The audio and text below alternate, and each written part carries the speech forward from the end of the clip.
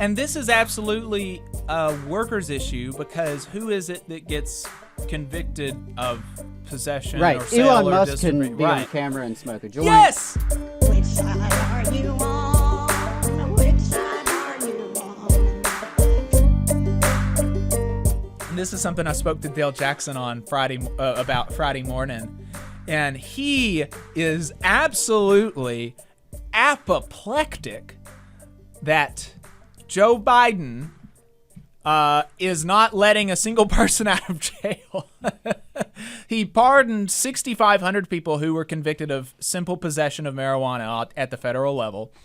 And none of those people are in jail currently. There's nobody currently serving time for simple possession of marijuana in federal prisons. Right.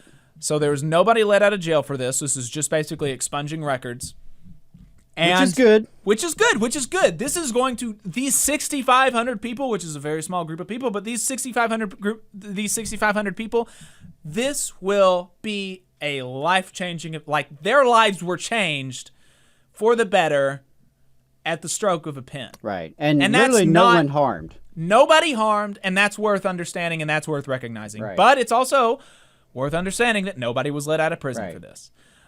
We can appreciate that it's a mostly symbolic move. Right. So they and he did that, and then after that he said that he asked some department secretary to look into maybe rescheduling marijuana at the federal level. They're gonna look into beginning the process of reviewing the policy, and apparently they're gonna take a lot of time with this. Means Morning News had a great segment this week. I guess it was yesterday, where they quoted the administration being very clear that they're going to take their time.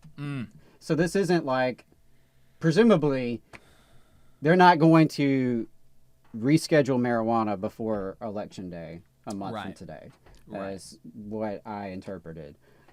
They could, absolutely could. Should have been done a long time ago. It's absolutely disgusting that marijuana is a Schedule I substance, right up there with heroin. I mean, in some ways, crystal meth and fentanyl and heroin have less or have more legality, because those can still be those can still be prescribed, as prescriptions legally. Whereas, while we do have medical marijuana in various states, multiple states now, it's still federally illegal. I think if I put it on my political hat, it's a very good move for the Democrats. As with any good move with the Democrats, it's more show than substance, and they're going to drag their feet. They're going to let stuff slip through the cracks, et cetera, et cetera. But there is a smart political calculus, I think, to moving towards decriminalization of marijuana in the lead up to these runoffs, because it is overwhelmingly popular, including with Republicans. And this is absolutely a workers' issue, because who is it that gets convicted of possession or sale Elon or Musk can distribution? be on camera and smoke a joint. Yes! And no one's gonna follow him home. Right. No one's gonna search his car. Yeah, they can smoke marijuana literally on camera. They can do cocaine bumps in their hotel rooms, at their crazy parties. All these rich people, the bosses, the politicians. Right. Madison Cawthorn was absolutely bodied after he came out talking about politicians doing cocaine orgies in D.C. And look what happened to him, right? So, that may have been one of the only halfway factual things he ever said. And so, look, this is not an issue that affects bosses and politicians. This is an issue that affects working people, and working people only. Particularly black and brown working people. The facts are very clear that marijuana has been enforced in a discriminatory manner. All aspects of marijuana prohibition. And, something to point out, I don't want to look a gift horse in the mouth, but as we slowly but surely transition into a post-prohibition era, I think it's important that these laws be reshaped in a way that does help working people, and that these industries be legalized and regulated in a way that helps working people. What I don't want to see, and what I think is, from what I understand, is happening in some places already where it is legal, is, the hedge funds and the other corporate crooks that run every other industry getting their hands in it. Right. And I personally, I was very impressed with Bernie Sanders' marijuana policies during this 2020 run that he had. I don't know if those are still out there somewhere on the web. I'm sure they are.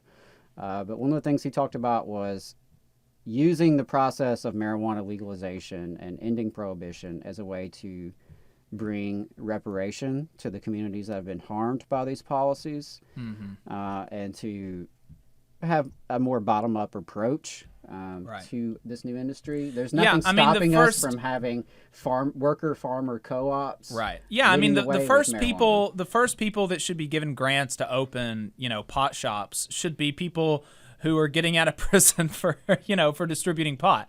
And they've got experience in the industry, right? And of course, we know for a place like Alabama, that'd probably be the exact opposite approach of what's going to happen. Yeah, it's going to be people like John Boehner.